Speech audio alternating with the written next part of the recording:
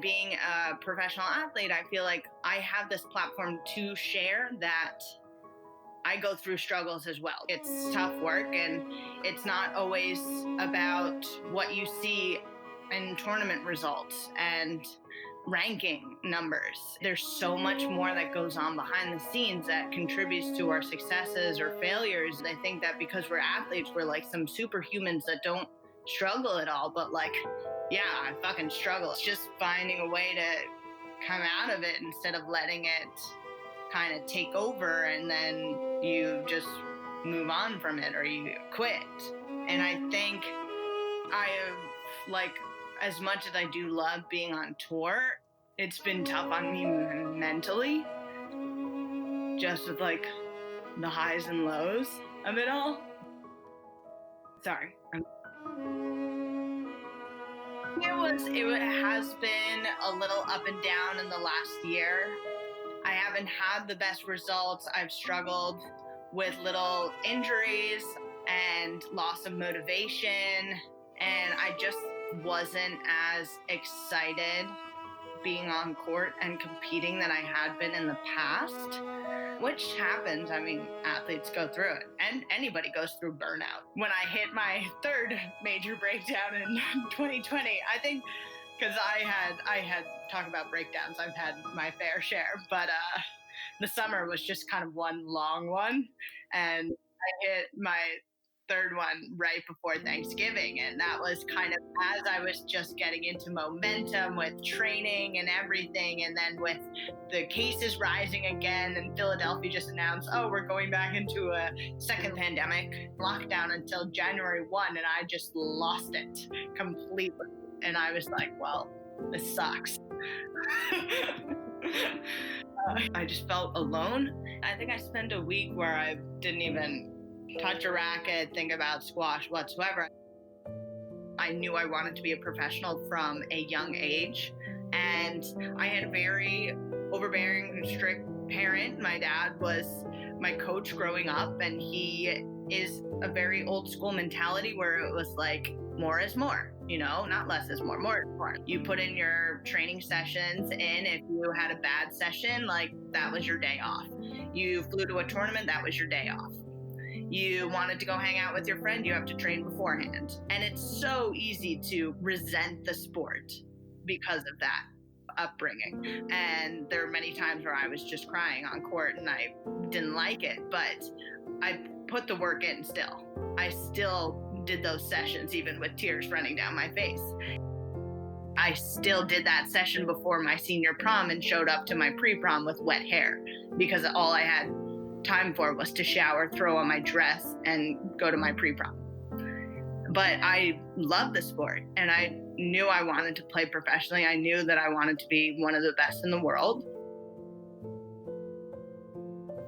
Being a professional athlete, you have a lot of external motivation. So you want to play for the crowd. You have the USA on your back, and you want to do it for them and the organization, and you're just pumped up and fueled by all of these external factors that you just, when that was taken away, when like crowds were taken away, our funding was taken away, like all the support, and it was just kind of left down to me a bit, and I had to kind of face myself in the mirror and be like, am I willing to do this for myself? And so when I did come back into being on tour and I didn't have great results and I was just feeling very much on my own and underappreciated, and I was playing these tournaments and sometimes my matches were at like 11 in the morning and with no crowds, and I was just thinking to myself, like, why the fuck am I doing this? I'm not actually enjoying it.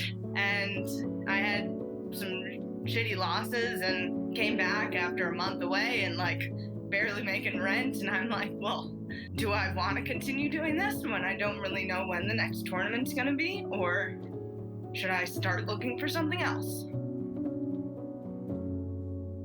I think it's tough when you're in this dark place. It's hard to remove yourself out of it and look in, but I think tough times make tough people, and I almost view these difficult times in life as a way to see how strong I am mentally and physically and emotionally, just how strong I am as a person. And instead of going in thinking, oh my God, the world sucks, and being very negative, it's like, okay, I'm in this difficult time. And also, would I truly be happy if I walked away from the sport?